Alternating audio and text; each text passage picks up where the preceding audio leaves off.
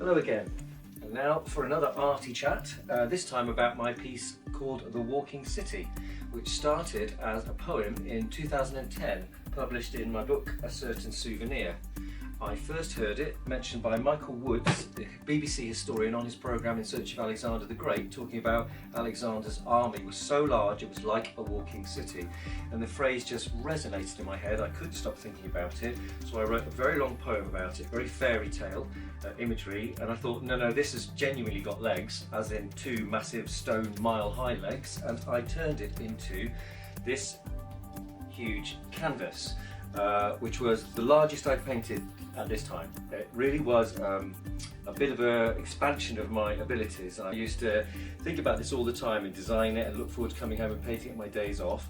And it's a huge stone giant, as you see, being led by a camel and a leader here, and it's attached by a rope to his neck. He's being led around the world where an apocalypse has happened. It's desert, it's all degradation, and there's a giant, there's a city on his back which looks very Arabic. It's Arabic, circus tent, medieval, a mixture of influences there. Lots of spikes, they look very, it is very sort of circus-like a sort of festival or a parade or something, full of flags. And there's tattoos on his back here. Tiny little house against the wall. All of these are part of the story. And the spikes on his hands, in case he stumbles and can sink his hand into the ground and not fall. It's all ludicrously pretentious, but I thought I'll take it seriously and see if I can actually make a successful image.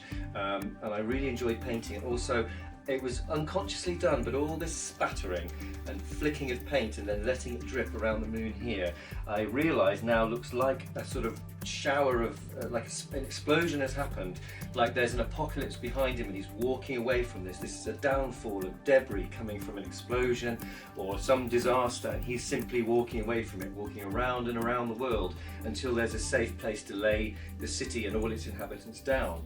So yes, it's very fairy tale, but because I enjoy doing this so much, I decided to write a novel, which I've never ever done before.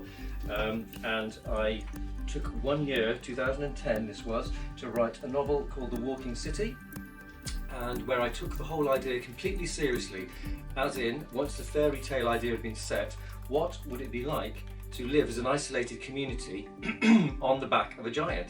I took it seriously, and I thought, how would you live your life on there? Because you'd be constantly swaying as well, everything would have to be nailed down. I thought all these ludicrous things through, and if it was walking around the world, the time zones would change all the time. So you need a bell to ring every hour to tell you whether it was night or day or what time of day it is. You know, it got sillier and sillier, but the more I thought about it, the more I could draw it back and make plot points out of this and put real people into the story. There's a great deal of magical element in it, but it's based on that. Then there's reality on top of a very real sort of soap opera story. Lots of people having businesses and daily lives and so on.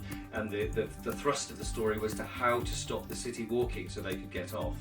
Now, my dad read it and he said, well, what happens next? So I had to write a sequel in 2011 called Dragonfly, which took the story even further and tried to explain the fable and took it into very, very different directions, and became more and more exuberant and more of a thrill for me to write, because I wasn't trying to please anyone, and I really loved the fact that I could just sit there and let my unconscious just go running away and I could write it down. And then after the second book, it bugged me till 2014. I thought, I'm going to have to tie all the plot threads up in this book Nectar, which I did, and that grounds it in this reality and explodes all over the place into alien races and Moravian missionaries to Canada in the 1800s, and all sorts of exuberant historical plot lines coming together to explain the reality of what the walking city actually was. So you can hear from how excited I am about it that it was probably one of the best mental workouts I've ever had, and I'm pleased to say that it was a successful book as well. Quite a lot of people bought it, and I wrote it without knowing what on earth I was going to say next. No idea. And I thought, if I just keep ploughing forward, maybe my subconscious will take the elements that are implanted back in the story, bring them forward back in again and tie them up, like a conventional plot would be. You bury the elements in the story and then you bring them back at the end and you tie them up. And it's a big reveal, and the audience is satisfied because they remember that, they feel they've done some mental work, so they get the reward of adding things up and getting a very good payoff at the end. It always must be a very good end. And it does end cataclysmically the same as the very first sentence of the first book.